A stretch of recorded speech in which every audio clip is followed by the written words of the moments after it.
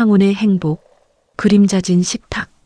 저는 지금까지 제 인생에서 가장 행복한 시간을 보내고 있다고 믿었습니다. 아니, 믿고 싶었습니다. 남편 민규 씨가 은퇴한 지 2년. 저희 부부는 50년을 함께 살았지만 이렇게 다정한 남편은 처음이었어요. 아침마다 눈을 뜨면 거실에서 들려오는 프라이팬 소리, 계란 굽는 냄새가 저를 깨웠죠.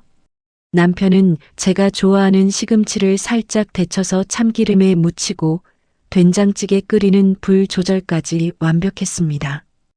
여보, 일어났어요? 식사 준비됐어요? 남편의 목소리는 언제나 따뜻했습니다. 저는 잠옷 차림으로 식탁에 앉았고 남편은 제 앞에 밥그릇을 놓으며 반찬을 하나하나 담아주었습니다. 시금치 나물, 김치, 계란 반숙, 심지어 제가 먹기 편하게 작게 자른 김까지. 고마워요, 여보.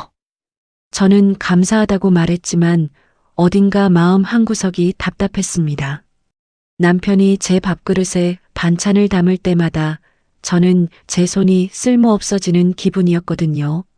그의 눈빛은 사랑스러웠지만 왠지 모르게 감시하는 듯한 느낌도 들었습니다. 미국에서 돌아온 딸 혜진이가 처음 우리 집에 왔을 때였습니다. 딸은 10년 만에 돌아왔고 저는 딸을 보자마자 눈물이 쏟아졌습니다. 남편도 딸을 반갑게 맞이했지만 혜진이의 표정은 점점 굳어졌습니다. 엄마, 아빠가 왜 이렇게 엄마 모든 걸 다 챙겨줘? 혜진이는 저녁 식사 후 부엌에서 설거지하던 저에게 조용히 물었습니다. 남편은 거실에서 뉴스를 보고 있었고 저는 딸의 질문에 웃으며 대답했습니다. 아빠가 은퇴하고 나서 이렇게 잘해주시는데 고마운 일이지. 엄마, 이건 사랑이 아니라 소유욕 같은데. 딸의 말에 저는 손에 쥐고 있던 수세미를 떨어뜨렸습니다. 딸은 제 눈을 똑바로 바라보며 말했습니다. 엄마가 뭔가 하려고 하면 아빠가 다 막잖아. 엄마가 친구 만나러 가려고 하면 아빠가 오늘은 날씨가 안 좋다고 말리고, 엄마가 설거지 하려고 하면 아빠가 내가 할게라고 밀어내고. 이게 정상이야? 저는 딸의 말에 아무 대답도 할 수 없었습니다. 왜냐하면 저도 그 답답함을 느끼고 있었으니까요. 남편은 제 건강을 위해 매일 영양제를 챙겨주었습니다. 비타민, 오메가3, 칼슘, 작은 접시에 담긴 알약들은 마치 제 하루를 관리하는 남편의 설계도 같았습니다. 여보, 이거 다 먹어야 해요. 건강해야 우리 오래 살 수 있잖아요. 남편의 말은 다정했지만 저는 그 말 속에 숨겨진 뭔가를 느꼈습니다. 우리 오래 살 수 있잖아요 라는 말이 왜 이렇게 무겁게 느껴지는 걸까요?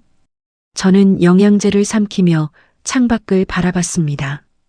가을 햇살이 마당의 감나무를 비추고 있었습니다. 저 감나무는 제 부모님이 결혼 선물로 심어주신 나무였습니다.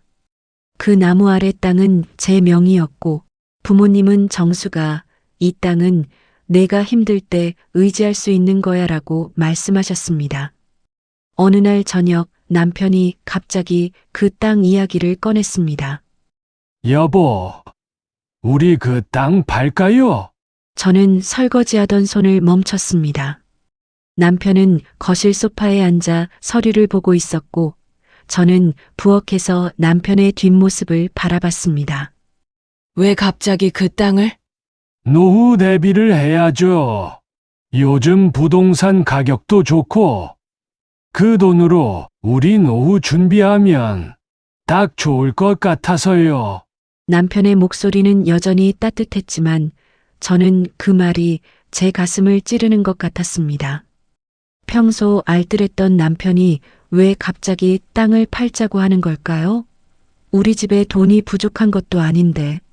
잠깐만 생각해 볼게요. 저는 대답을 회피했고 남편은 더 이상 말하지 않았습니다. 하지만 그날 밤 저는 잠을 이룰 수 없었습니다.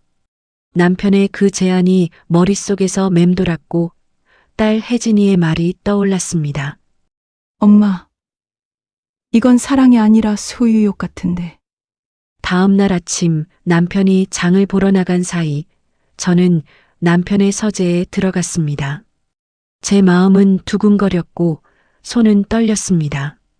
저는 서랍을 열었고 그곳에서 제 이름이 적힌 통장 사본을 발견했습니다. 제 손은 얼어붙었습니다. 이건 제 통장인데 왜 남편이 가지고 있는 거죠? 저는 통장 내역을 확인했습니다.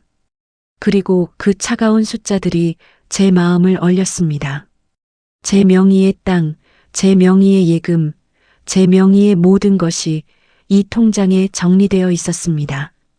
마치 남편이 제 재산을 하나하나 체크한 것처럼 저는 통장을 다시 서랍에 넣고 서재를 나왔습니다. 현관문이 열리는 소리가 들렸고 남편이 장바구니를 들고 들어왔습니다. 여보, 다녀왔어요. 오늘 시장에서 신선한 고등어가 있어서 사왔어요. 저녁에 구워줄게요. 남편은 웃으며 말했지만 저는 그 웃음이 섬뜩했습니다. 이 행복은 연기였을까요? 저는 부엌에서 채소를 다듬으며 생각했습니다. 남편은 완벽했습니다. 아침마다 식사를 차려주고 제 건강을 챙기고 사소한 것까지 배려해주는 남편. 하지만 그의 손길이 점점 차갑고 딱딱하게 느껴졌습니다. 내가 잘못 생각하는 걸까? 남편은 그저 날 사랑해서 이러는 거야. 저는 스스로를 다독였지만 제 마음속의 불안은 점점 커져만 갔습니다. 그리고 그날 밤 저는 결심했습니다. 이 불안의 정체를 확인해야 해. 착한 남편의 금지구역. 남편이 서둘러 땅을 팔자고 한 그날 이후 저는 남편의 모든 행동이 달라 보이기 시작했습니다. 아침에 눈을 뜨면 남편은 이미 거실을 청소하고 있었습니다. 저는 침대에서 일어나 거실로 나갔지만 남편은 제가 청소기를 잡는 것조차 허락하지 않았습니다. 여보, 그냥 쉬어요. 내가 다 알게. 남편의 말은 다정했지만 저는 점점 제 설 자리가 사라지는 기분이었습니다. 집안일은 제가 50년 동안 해온 일이었고 그게 제 삶의 일부였는데 이제 저는 그저 소파에 앉아 남편이 움직이는 모습만 바라봐야 했습니다. 혜진이가 미국으로 돌아가기 전날 밤 딸은 제 방에 찾아왔습니다. 딸의 표정은 심각했고 저는 딸이 무슨 말을 할지 알 것 같았습니다. 엄마, 아빠가 이상해. 엄마를 너무 통제하는 것 같아. 혜진아, 아빠는 그냥 날 사랑해서 그러는 거야. 은퇴하고 나서 할 일이 없으니까 엄마 챙기는 게 아빠한테는 기쁜 일일 거야. 저는 딸을 안심시키려 했지만 딸은 고개를 저었습니다. 엄마, 아빠 서재에 들어가 본 적 있어. 저는 딸의 질문에 멈칫했습니다. 남편의 서재는 늘 금지 구역이었습니다. 남편은 내 서재는 내가 정리할 테니까 당신은 들어오지 마 라고 말했고 저는 50년 동안 그 말을 지켜왔습니다. 없어, 아빠가 싫어하잖아.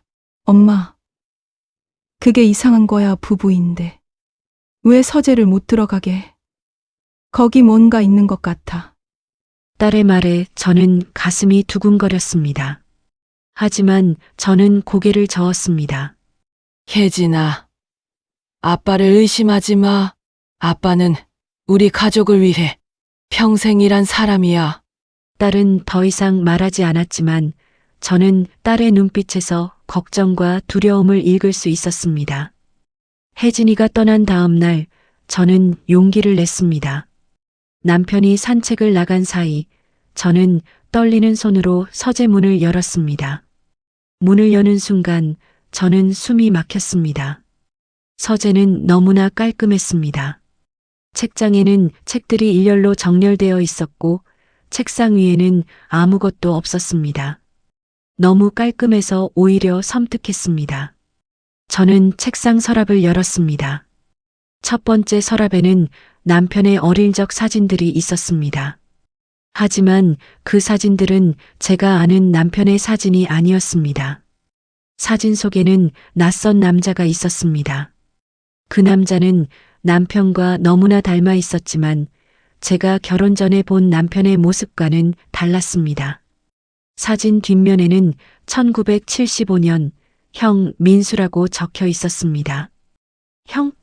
민규 씨한테 형이 있었어? 저는 남편이 고아라고 알고 있었습니다. 남편은 결혼 전 제게 나는 어릴 때 부모님을 잃어서 혼자 자랐어라고 말했습니다. 하지만 이 사진은 뭐죠? 저는 다음 서랍을 열었습니다. 그곳에는 장례식 사진이 있었습니다. 검은색 액자 속 남자는 사진 속 형 민수와 똑같았습니다. 장례식 날짜는 1998년. 저희 부부가 결혼한 지 20년 후였습니다. 남편은 왜 이 사진을 숨긴 걸까? 저는 마지막 서랍을 열었습니다. 그곳에는 보험 증서들이 가득 쌓여 있었습니다. 제 이름이 적힌 보험 증서, 딸 혜진이 이름이 적힌 보험 증서, 그리고 모든 보험의 수익자는 김민규였습니다. 저는 손이 떨렸습니다. 이 보험들은 언제 가입한 거죠? 저는 이런 보험에 가입한 적이 없는데. 그날 저녁 남편은 저녁 식사를 차려주며 평소처럼 다정하게 말했습니다. 여보, 오늘 뭐 했어요? 저는 남편의 눈을 피하며 대답했습니다. 그냥 집에서 쉬었어요. 남편은 제 밥그릇에 반찬을 담아주며 웃었습니다. 하지만 그 웃음이 이제는 너무나 무섭게 느껴졌습니다. 식사를 마친 후 남편은 제게 영양제를 건넸습니다. 평소처럼 작은 접시에 담긴 알약들이었지만 저는 이제 그 알약들이 두려웠습니다. 여보, 이거 꼭 먹어야 해요. 건강해야 우리 오래 살 수 있잖아요. 저는 떨리는 손으로 알약을 입에 넣었습니다. 하지만 물을 마시는 척하며 알약을 혀 밑에 숨겼습니다. 남편이 자리를 뜨자 저는 급히 화장실로 달려가 알약을 변기에 버렸습니다.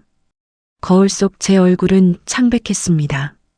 눈가에는 두려움이 가득했고 손은 멈추지 않고 떨렸습니다. 내가 미친 걸까? 남편을 의심하다니. 하지만 저는 알고 있었습니다. 이건 의심이 아니라 본능적인 두려움이라는 것을. 며칠 후 혜진이에게서 급한 전화가 왔습니다. 엄마, 아빠가 엄마 전화 녹음하고 있어. 저는 전화기를 쥔 손에 힘이 빠졌습니다. 딸은 울먹이며 말했습니다. 내가 아빠 컴퓨터 확인했는데 엄마랑 친구들이랑 통화한 내용이 다 녹음되어 있어. 심지어 나랑 엄마가 통화한 것도 있어. 아빠가 엄마를 감시하고 있는 거야. 저는 말을 잃었습니다. 남편이 저를 감시하고 있었다니. 이게 사랑인가요? 아니면 통제인가요? 엄마, 나 한국 갈게. 엄마 혼자 두면 안 될 것 같아. 혜진아, 괜찮아. 엄마가 알아서 할게. 저는 딸을 안심시켰지만 제 목소리는 떨리고 있었습니다. 그날 밤 침대에 누워있던 저를 뒤에서 껴안으며 속삭였습니다. 여보, 사랑해요. 우리 오래오래 함께 살아요. 남편의 팔은 따뜻했지만 저는 그 팔이 저를 올가매는 밧줄처럼 느껴졌습니다. 저는 남편의 팔 속에서 숨을 쉴 수 없었고 눈물이 흘러내렸습니다. 이 사람은 누구지? 내가 50년 동안 함께 산 남편이 맞을까? 저는 어둠 속에서 천장을 바라보며 생각했습니다. 남편의 다정함은 사랑이 아니라 감시였고 남편의 보살핌은 배려가 아니라 통제였습니다. 일주일 후 혜진이가 한국에 돌아왔습니다. 딸은 짐도 풀지 않고 저를 안아주며 울었습니다. 엄마, 미안해. 얘가 진작 알았어야 했는데. 저는 딸을 안아주며 눈물을 참았습니다. 하지만 딸이 다음에 한 말은 저를 얼어붙게 만들었습니다. 엄마, 아빠는 우리 가족이 아니야. 무슨 소리야? 혜진아, 내가 조사했어. 아빠의 원래 이름은 김민규가 아니야. 아빠는 형, 김민수의 신분을 훔친 거야. 형이 사고로 죽은 후 아빠가 형의 신분으로 살아온 거야. 저는 딸의 말을 듣고 주저앉았습니다. 소파에 앉은 제 손은 떨렸고 눈앞이 아찔했습니다. 그럼 우리 결혼은 뭐야? 내가 50년 동안 함께 산 사람은 누구야? 딸은 제 손을 꼭 잡으며 말했습니다. 엄마, 아빠는 엄마의 재산을 노리고 결혼한 거야. 아빠가 서재에 숨겨둔 보험 증서들, 그리고 엄마 명의의 땅. 아빠는 처음부터 계획한 거야. 저는 믿을 수 없었습니다. 하지만 딸의 눈빛은 진지했고 저는 그 진실을 받아들여야 했습니다. 저는 그날 밤 잠을 이룰 수 없었습니다. 침대에 누워 남편의 잠든 얼굴을 바라봤습니다. 이 사람은 누구일까요? 제가 사랑했던 남편은 존재하지 않았던 걸까요? 남편의 손이 제 손을 잡았습니다. 잠결에 제 손을 잡는 남편의 손은 따뜻했지만 저는 그 손이 차갑게 느껴졌습니다. 착한 남편의 손에 쥐어 있던 선물이 사실은 이 집안의 모든 것을 빼앗기 위한 치밀한 설계도였구나. 저는 눈물을 흘렸습니다. 하지만 소리내어 울 수는 없었습니다. 남편이 깰까봐 두려웠으니까요. 고립과 죽음의 설계. 딸 혜진이가 진실을 말해준 그날 이후 저는 남편의 모든 행동을 다르게 보기 시작했습니다. 아니, 정확히는 남편이 저를 다르게 대하기 시작했습니다. 남편은 제가 뭔가를 알고 있다는 것을 눈치챈 것 같았습니다. 남편의 눈빛은 더 이상 다정하지 않았고 저를 바라보는 시선에는 날카로운 경계심이 담겨 있었습니다. 어느 날 아침 저는 장을 보러 동네 슈퍼에 갔습니다. 평소 친하게 지내던 슈퍼 주인 아주머니가 저를 보더니 조심스럽게 물었습니다. 아주머니, 요즘 많이 힘드시죠? 네. 무슨 말씀이세요? 아주머니, 남편분이 그러시던데 아주머니가 요즘 건망증이 심해져서 걱정이라고. 병원에 가보셨어요? 저는 그 말에 얼어붙었습니다. 건망증. 저는 건망증 같은 거 없는데요. 아니, 저는 멀쩡한데요. 슈퍼 아주머니는 제 얼굴을 유심히 바라보더니 안타까운 표정을 지었습니다. 아주머니, 치매는 본인이 모르는 경우가 많대요.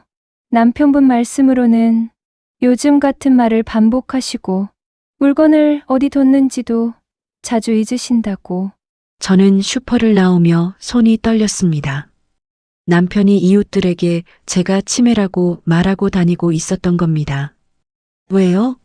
왜 남편은 저를 정신이 이상한 사람으로 만들려는 걸까요? 집으로 돌아오는 길, 동네 어르신들이 저를 보며 수군거렸습니다. 저는 그들의 시선이 동정과 불쌍함으로 가득 차 있음을 느낄 수 있었습니다. 남편이 저를 고립시키고 있구나. 저는 그제야 깨달았습니다. 남편은 저를 정신이 이상한 사람으로 만들어 제가 무슨 말을 해도 아무도 믿지 않게 만들고 있었던 겁니다. 집에 돌아온 저는 남편이 외출한 사이 다시 서재에 들어갔습니다. 이번에는 보험 증서들을 하나하나 확인했습니다. 첫 번째 보험 증서, 제 명의로 가입된 생명보험, 보험금은 3억 원, 수익자는 김민규. 두 번째 보험 증서, 제 명의로 가입된 상해보험, 보험금은 2억 원, 수익자는 김민규. 세 번째, 네 번째, 다섯 번째 모든 보험의 수익자는 남편 민규였습니다. 저는 숨을 쉴 수 없었습니다. 보험금을 모두 합치면 약 10억 원, 그리고 제 명의의 땅 가격이 약 5억 원, 우리 집 가격이 약 7억 원, 총 22억 원. 이게 제 목숨의 가격인가요? 저는 보험 증서를 쥔 손이 떨렸습니다. 남편은 처음부터 저를 죽일 계획이었던 겁니다. 제 재산을 모두 차지하기 위해 저의 존재 자체를 지우려 했던 거죠. 그날 저녁 남편은 평소처럼 저녁 식사를 차려주었습니다. 하지만 식사 후 건네는 영양제의 양이 늘어났습니다. 여보, 요즘 얼굴이 안 좋아 보여요. 이거 좀 더 먹어요. 남편이 건넨 접시에는 평소보다 2배 많은 알약들이 담겨 있었습니다. 저는 그 알약들을 바라보며 손이 떨렸습니다. 이게 다 뭐예요? 비타민이랑 영양제예요. 건강 챙겨야죠. 저는 알약을 입에 넣는 척하며 혀 밑에 숨겼습니다. 하지만 이번에는 남편이 제 입을 확인했습니다. 여보, 제대로 먹어요. 입 벌려봐요. 남편의 목소리는 차갑고 날카로웠습니다. 저는 어쩔 수 없이 입을 벌렸고 남편은 제 입안을 확인했습니다. 저는 급히 알약을 삼켰고 남편은 만족한 듯 웃었습니다. 잘했어요. 이렇게 매일 먹으면 건강해질 거예요. 저는 화장실로 달려가 손가락을 목에 넣었습니다. 알약을 토해내려 했지만 이미 늦었습니다. 알약은 녹아서 내려간 상태였습니다.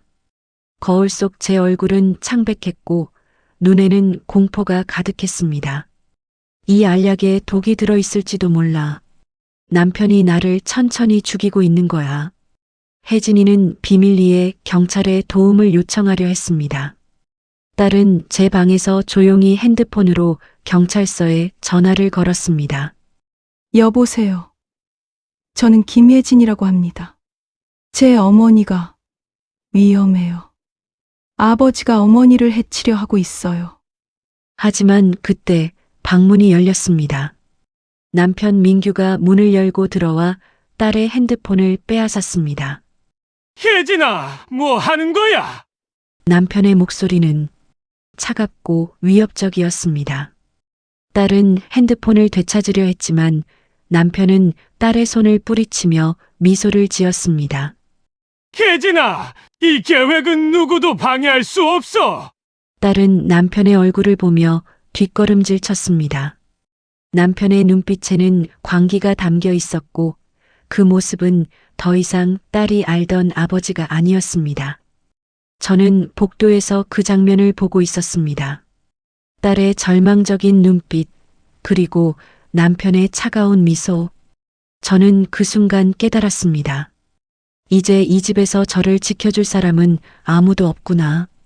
그날 밤 이후 저는 사실상 집에 감금되었습니다.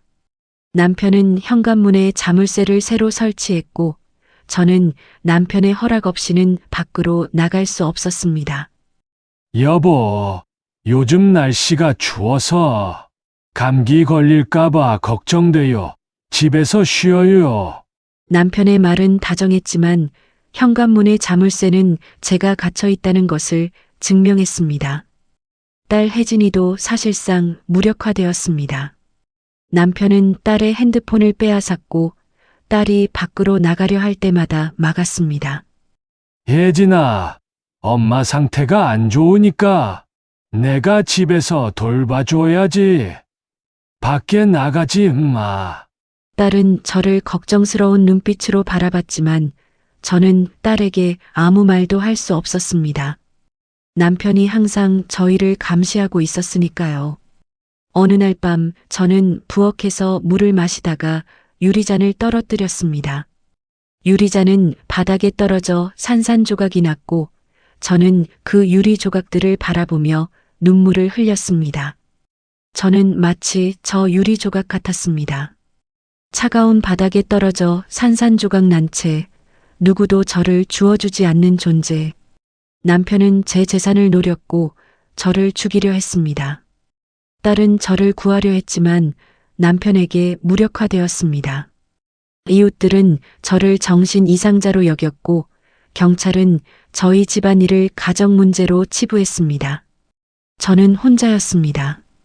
저는 유리 조각을 주우다가 손가락을 베었습니다. 붉은 피가 흘러나왔지만 저는 아픔을 느끼지 못했습니다. 제 마음이 이미 너무 아팠으니까요. 남편이 잠든 새벽 딸이 제 방에 몰래 들어왔습니다. 딸은 작은 녹음 인형을 제게 건넸습니다. 엄마, 이거 소파 밑에 숨겨놔. 이 인형은 녹음 기능이 있어. 버튼을 발로 누르면 녹음이 시작되고 실시간으로 내 클라우드 서버에 업로드돼. 저는 딸이 건넨 인형을 받아들며 물었습니다. 혜진아, 이게 무슨 소용이야? 아빠는 이미 모든 걸 계획했어. 딸은 제 손을 꼭 잡으며 눈물을 흘렸습니다. 엄마, 아빠가 자백하게 만들어. 아빠가 흥분하면 모든 걸 말할 거야. 그 순간을 녹음하는 거야. 저는 딸의 눈을 바라봤습니다. 딸의 눈에는 절박함과 희망이 동시에 담겨 있었습니다. 혜진아, 엄마가 할 수 있을까? 엄마, 할 수 있어. 엄마는 50년 동안 이 집을 지켜온 사람이야. 이제 엄마 자신을 지켜야 해. 저는 딸을 안아주었습니다.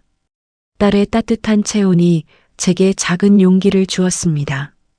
다음 날 아침 남편은 저에게 특별한 차를 준비했습니다. 여보, 이거 마셔봐요. 건강에 좋은 한방차예요. 찻잔에서는 낯선 향이 났습니다. 저는 그 향을 맡으며 손이 떨렸습니다. 이게 마지막인가요? 남편은 제 옆에 앉아 찻잔을 제 손에 쥐어주었습니다. 여보, 우리 오래오래 함께 살자고 했잖아요. 이 차 마시고 건강해져요. 남편의 목소리는 다정했지만 그 눈빛은 차갑고 냉혹했습니다. 저는 찻잔을 쥔 채 창밖을 바라봤습니다. 마당의 감나무에는 가을 햇살이 비추고 있었습니다. 그 감나무는 제 부모님이 심어주신 나무였고 저는 그 나무를 보며 생각했습니다. 저 나무처럼 나도 뿌리를 내리고 버텨야 해. 이대로 무너질 수는 없어. 저는 찻잔을 내려놓으며 남편에게 말했습니다. 당신, 나한테 무슨 짓을 하려는 거예요? 남편의 얼굴이 굳었습니다. 그리고 천천히 남편의 입꼬리가 올라갔습니다. 뭘 알고 그래요, 여보? 저는 남편의 눈을 똑바로 바라보며 대답했습니다. 당신이 나를 죽이려는 거, 나 알아요. 남편은 웃음을 멈추지 않았습니다. 오히려 그 웃음은 점점 커졌고 저는 그 웃음소리에 온몸이 얼어붙었습니다. 알았으면 순순히 따라와요. 어차피 당신은 도망갈 수 없어요. 거실에서의 최후의 만찬. 마침내 그날이 왔습니다. 남편은 딸 혜진이를 제 방에 가두었습니다. 문을 잠그고 열쇠를 주머니에 넣은 남편의 얼굴에는 냉정함만이 가득했습니다. 혜진아, 조용히 있어. 곧 끝날 거야. 딸이 방 안에서 문을 두드리며 소리쳤지만 남편은 아무렇지 않게 저를 거실로 데려갔습니다. 거실 소파에 앉은 저는 떨리는 손을 무릎 위에 올려놓았습니다. 남편은 부엌에서 따뜻한 향이 나는 차를 준비하고 있었습니다. 저는 소파 밑을 슬쩍 확인했습니다. 딸이 준 녹음 인형이 그곳에 숨겨져 있었습니다. 작은 버튼이 제 발끝에 닿을 만한 위치에 있었습니다. 혜진아, 엄마가 해볼게. 엄마가 우리를 지킬게. 남편이 찻잔을 들고 거실로 들어왔습니다. 찻잔에서는 낯선 향이 났고 저는 그 향을 맡으며 온몸이 굳었습니다. 여보, 이거 마셔요. 남편은 제 옆에 앉아 찻잔을 제 손에 쥐어주었습니다. 남편의 손은 차갑고 단단했습니다. 저는 찻잔을 받아들며 남편의 눈을 바라봤습니다. 50년 동안 제가 알던 사랑꾼의 모습은 어디에도 없었습니다. 그 눈빛에는 차가운 살이만이 담겨 있었습니다. 편안하게 가요, 여워. 당신의 죽음은 노환으로 처리될 거예요. 남편의 속삭임에 저는 온몸이 얼어붙었습니다. 하지만 저는 참았습니다. 지금은 남편을 자극해야 할 때였으니까요. 저는 떨리는 손으로 찻잔을 들며 입을 열었습니다. 당신, 형민수 씨, 이야기 좀 해줄래요? 남편의 얼굴이 순간 굳었습니다. 그 이름을 듣는 순간 남편의 눈빛이 흔들렸습니다. 그걸 어떻게? 당신 서재에서 봤어요. 장례식 사진이랑 보험 증서들. 당신이 형의 신분을 훔친 거 다 알아요.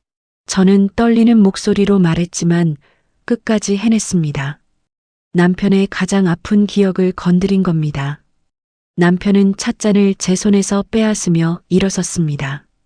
남편의 얼굴은 붉어졌고 숨소리는 거칠어졌습니다. 당신이 뭘 안다고 그래? 남편이 소리쳤고 저는 그 순간을 놓치지 않았습니다. 발끝으로 소파 밑에 녹음 인형 버튼을 조용히 눌렀습니다. 남편은 거실을 왔다 갔다 하며 흥분했습니다. 그리고 마침내 입을 열었습니다. 그래! 맞아, 나는 김민규가 아니야! 나는 민수의 동생 민철이야! 저는 숨을 죽이며 남편의 말을 들었습니다. 녹음 인형이 모든 것을 기록하고 있다는 것을 잊지 않으며 나는 고아원에서 자랐어. 형 민수는 나보다 5살 많았고, 형은 부잣집에 입양됐지. 나만 남겨둔 채로. 나는 형을 원망했어. 왜 나만 버려진 거냐고. 남편의 목소리는 떨렸고 그 목소리에는 오랜 원망과 분노가 담겨 있었습니다. 형이 사고로 죽었을 때 나는 기회를 잡았어. 형의 신분을 훔쳤지. 형의 집, 형의 돈, 형의 모든 것을 내가 차지했어. 그럼 나와의 결혼을? 저는 떨리는 목소리로 물었습니다. 남편은 저를 차갑게 바라보며 웃었습니다. 당신 부모님이 부자라는 걸 알았어. 당신 명의의 땅, 당신이 상속받을 재산. 나는 그걸 노리고 당신에게 접근했지. 처음부터 계획된 거였어. 저는 가슴이 무너지는 것을 느꼈습니다. 50년의 결혼 생활이 모두 거짓이었다니. 그럼 왜 지금? 왜 지금 나를 죽이려는 거예요? 은퇴하고 나니까 돈이 필요했어. 당신 명의의 재산을 내가 쓸 수 없잖아. 당신이 죽으면 모든 게 내 거야. 보험금 10억, 땅 5억, 집 7억 총 22억 이 돈이면 나는 편하게 여생을 보낼 수 있어. 남편의 말은 너무나 냉정했고 계산적이었습니다.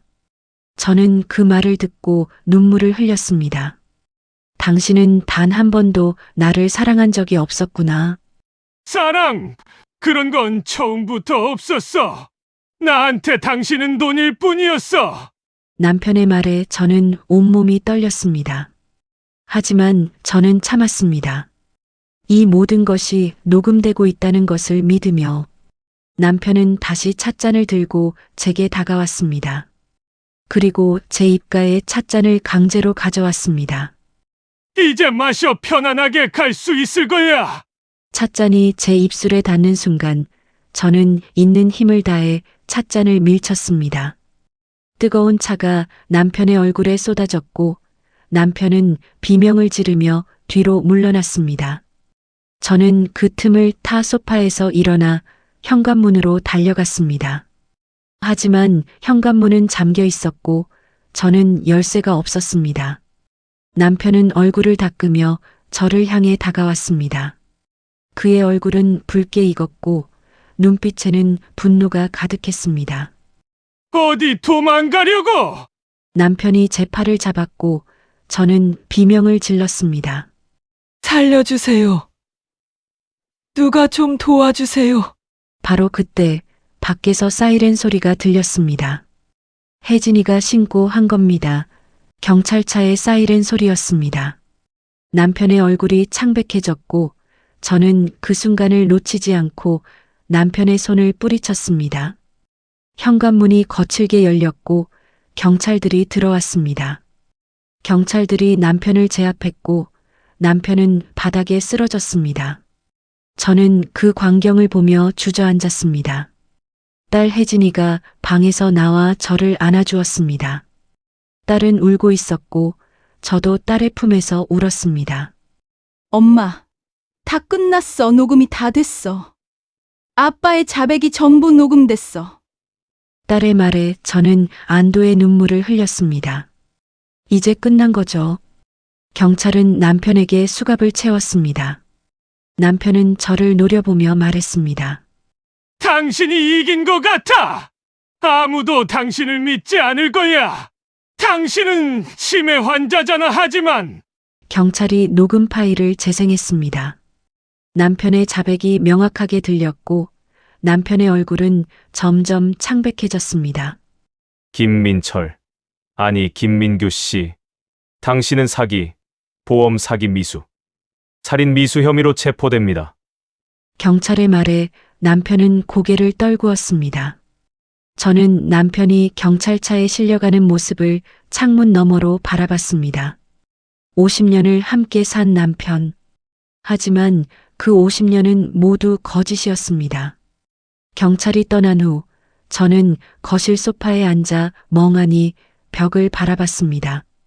딸은 제 옆에 앉아 제 손을 잡아주었지만 저는 아무 말도 할 수 없었습니다. 50년의 결혼 생활. 그 모든 것이 거짓이었습니다. 남편의 다정한 미소, 따뜻한 손길, 사랑한다는 말. 모두 제 재산을 노린 연기였습니다. 저는 눈물을 흘렸습니다. 슬픔보다는 허무함이 컸습니다. 제 인생의 반이 거짓 위에 세워졌다는 사실이 너무나 허무했습니다. 엄마, 괜찮아? 딸이 물었지만 저는 대답할 수 없었습니다. 괜찮을 리가 없었으니까요. 저는 창밖을 바라봤습니다.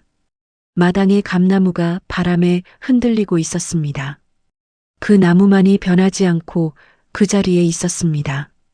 나도 저 나무처럼 다시 뿌리를 내려야 해. 무너졌지만 다시 일어서야 해. 내 이름 석자로 다시 태어나다. 남편 민규 씨, 아니 민철 씨는 법정에서 모든 혐의를 인정했습니다. 사기, 신분 도용, 보험 사기 미수, 살인 미수. 검사는 징역 15년을 구형했고 판사는 징역 12년을 선고했습니다. 저는 법정에서 남편의 얼굴을 마지막으로 봤습니다. 남편은 수갑을 찬 채 고개를 숙이고 있었고 저는 그 모습을 보며 아무 감정도 느낄 수 없었습니다. 슬픔도 분노도 아닌 그저 텅 빈 허무함만이 제 가슴을 채웠습니다. 남편이 끌려간 후 저는 며칠 동안 멍하니 집안일만 했습니다. 특히 설거지. 저는 하루에도 몇 번씩 설거지를 했습니다. 그릇을 닦고 거품을 내고 물로 헹구고 그 반복적인 행동이 제 마음을 조금씩 진정시켜 주었습니다. 수세미에 묻은 거품이 물에 씻겨 내려가는 것을 보며 저는 생각했습니다. 이게 내 50년 결혼 생활의 묵은 때가 씻겨나가는 거구나. 그릇을 닦으며 저는 눈물을 흘렸습니다. 하지만 그 눈물은 슬픔의 눈물이 아니었습니다. 오히려 해방의 눈물에 가까웠습니다. 50년 동안 저를 올감했던 거짓에서 벗어났다는 안도감, 그리고 이제 저 혼자 살아가야 한다는 두려움. 두 가지 감정이 뒤섞여 눈물로 흘러나왔습니다. 혜진이는 한국에 남아 저를 헌신적으로 돌봤습니다. 딸은 제가 먹지 않으면 밥을 차려주었고 제가 울면 옆에서 함께 울어주었습니다. 하지만 저는 알고 있었습니다. 이대로는 안 된다는 것을. 어느 날 저녁 저는 딸에게 말했습니다. 혜진아, 이제 미국으로 돌아가. 딸은 놀란 표정으로 저를 바라봤습니다. 엄마. 무슨 소리야? 엄마 혼자 두고 어떻게 가? 혜진아, 엄마는 괜찮아. 이제 엄마는 민규 씨의 아내가 아니야. 나는 정숙으로 살고 싶어. 저는 딸의 손을 잡으며 말했습니다. 딸의 눈에는 눈물이 고였지만 저는 웃으며 말을 이었습니다. 50년 동안 나는 누군가의 아내, 누군가의 엄마로만 살았어. 이제는 나 자신으로 살고 싶어. 정숙이라는 이름으로 내가 하고 싶은 것을 하며 살고 싶어. 딸은 저를 꼭 안아주었습니다. 그리고 울먹이며 말했습니다. 엄마. 엄마가 그렇게 말하니까 더 멋있어. 엄마, 화이트. 저는 딸의 품에서 눈물을 흘렸습니다. 하지만 이번에는 행복한 눈물이. 저는 남편이 가장 탐냈던 그 땅을 팔기로 결정했습니다. 부모님이 물려주신 땅, 남편이 제 목숨과 바꾸려 했던 그 땅. 부동산 중개인이 땅 앞에서 저에게 말했습니다. 여기 땅값이 많이 올랐어요. 한 6억 정도 받을 수 있을 것 같아요. 저는 감나무를 바라보며 생각했습니다. 이 땅은 제 부모님의 사랑이었고 동시에 제 삶을 위협했던 저주이기도 했습니다. 팔겠습니다. 저는 단호하게 말했습니다. 이제 이 땅에 얽매이고 싶지 않았으니까요. 땅이 팔리던 날 저는 감나무 앞에서 마지막 인사를 했습니다. 어머니, 아버지, 이 땅을 잘 사용할게요. 제 두 번째 인생을 위해서요. 저는 땅을 판 돈으로 작은 공방, 카페를 열었습니다. 제가 평생 좋아했던 퀼트와 뜨개질 작품을 만들 수 있는 공간이었습니다. 가게 이름은 정숙의 바느질. 제 이름을 내건 첫 번째 공간이었습니다. 가게를 오픈하던 날 저는 떨리는 손으로 문을 열었습니다. 따스한 햇볕이 가게 안으로 들어왔고 저는 그 햇살을 받으며 눈을 감았습니다. 이게 자유구나. 이게 내가 오랫동안 갈망했던 자유구나. 손님이 들어왔습니다. 동네 아주머니였습니다. 사장님, 여기서 뜨개질 배울 수 있어요? 사장님, 그 호칭이 너무나 낯설고 동시에 기뻤습니다. 네. 물론이죠. 들어오세요. 저는 웃으며 손님을 맞이했습니다. 이제 저는 민규 씨의 아내가 아닌 정숙 사장님이었습니다. 가게를 연 후 저는 제 첫 번째 작품을 만들기 시작했습니다. 저는 제 지난 50년을 생각했습니다. 거짓으로 가득했던 결혼 생활, 저를 죽이려 했던 남편, 그리고 저를 구해준 딸. 하지만 이제 그 모든 것은 과거였습니다. 저는 바늘을 꿰매며 새로운 삶을 엮어가고 있었습니다. 한 땀 한 땀, 천천히 그리고 정성스럽게. 퀼트를 완성했을 때 저는 그 이불을 펼쳐보았습니다. 다양한 색깔의 천들이 모여 하나의 아름다운 무늬를 만들어냈습니다. 내 인생도 이렇구나. 고통스러운 순간들도 행복했던 순간들도 모두 모여 지금의 나를 만들어낸 거야. 가게를 열고 몇 달 후 저는 동네 사람들과 친해졌습니다. 예전에 저를 정신 이상자로 여겼던 슈퍼주인 아주머니도 사과하며 가게에 찾아왔습니다. 사장님, 그때는 제가 몰라서 그랬어요. 정말 미안해요. 저는 아주머니의 손을 잡으며 웃었습니다. 괜찮아요. 저도 그때는 혼란스러웠으니까요. 이제 다 지나간 일이에요. 가게에는 점점 더 많은 사람들이 찾아왔습니다. 뜨개질을 배우러 오는 젊은 엄마들, 퀼트 작품을 사러 오는 할머니들, 그리고 그냥 차 한 잔 마시러 오는 이웃들. 저는 그들과 이야기를 나누며 제가 세상과 다시 연결되고 있음을 느꼈습니다. 1년 후 혜진이가 한국에 왔습니다. 딸은 제 가게에 들어서며 놀란 표정을 지었습니다. 엄마, 여기 진짜 예쁘다. 엄마가 이런 걸 만들었어?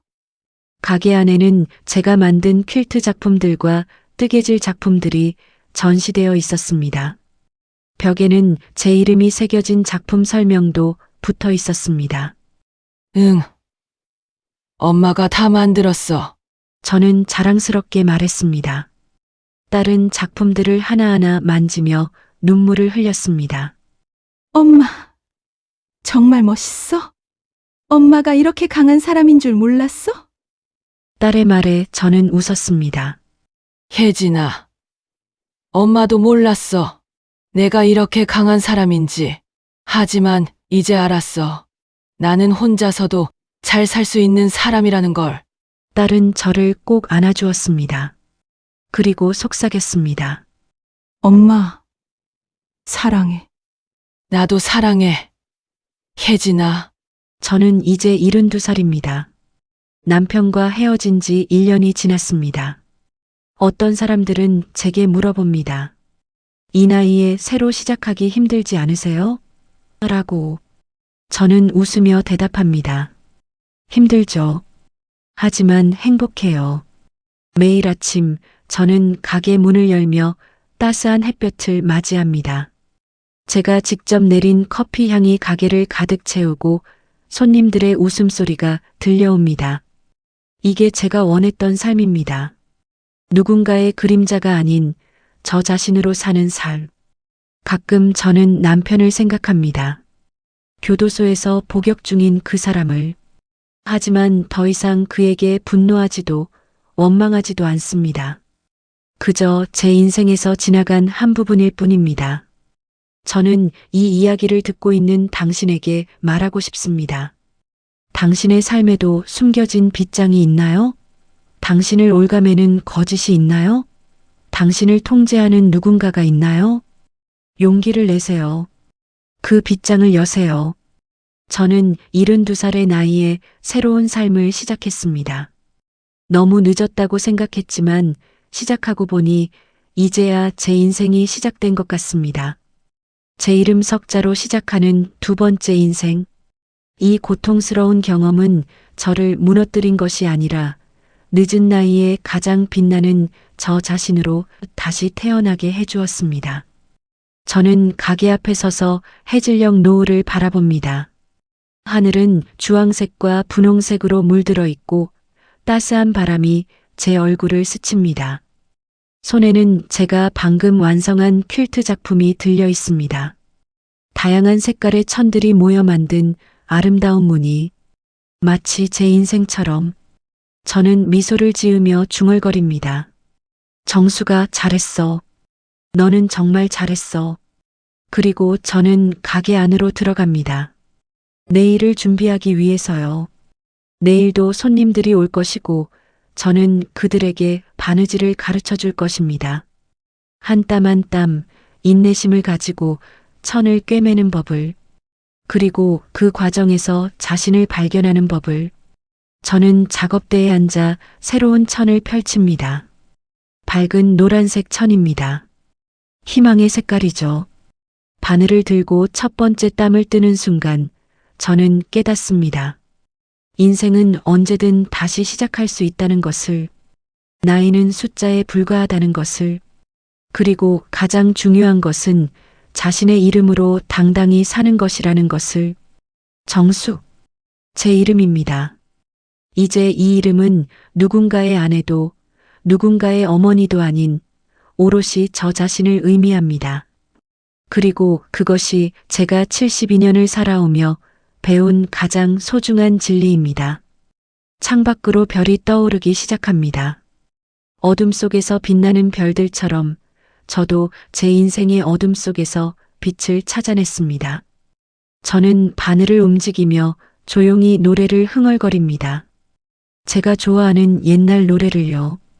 이제 제 마음은 평화롭습니다. 더 이상 두렵지 않습니다. 왜냐하면 저는 이제 알고 있으니까요. 어떤 고통도, 어떤 배신도, 어떤 거짓도 저를 무너뜨릴 수 없다는 것을. 저는 제 힘으로 다시 일어설 수 있는 사람이라는 것을. 그리고 그것이 바로 진정한 자유입니다.